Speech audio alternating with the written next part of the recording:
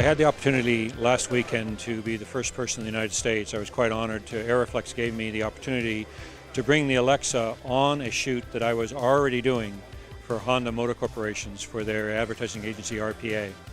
And I got permission from Honda, the client, and also from the agency to bring the Alexa on and shoot side by side. I was shooting 435s and film.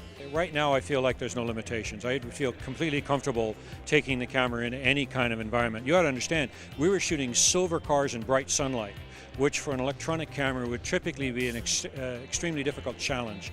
But silver cars in bright sunlight, it handled the highlights running across the top of the car very beautifully. The other issue where the camera did extremely well was night exteriors without any additional lighting.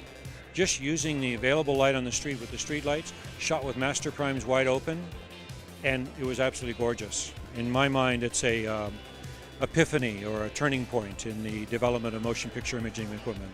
So the idea behind World Cup was that we would really stretch the limits of the new Alexa camera. We would try very, very dark lighting conditions with no additional light, with extreme contrasts like the full moon or the sun in the morning. So both highlight and low light to test the dynamic range and really find out about the colorimetry of the camera. We want to do further tests, but I think that this camera will hold smoke, water, reflections. Extremely delicate keys are possible with the Alexa because the blue channel is so quiet.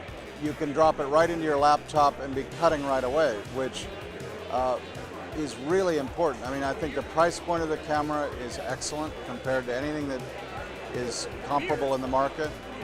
The size, the dynamics, the design, and of course the quality is better than anything I've seen yet. So I can't wait to shoot more projects with it. At Fotokem, we actually brought in the uncolor corrected images in log C space.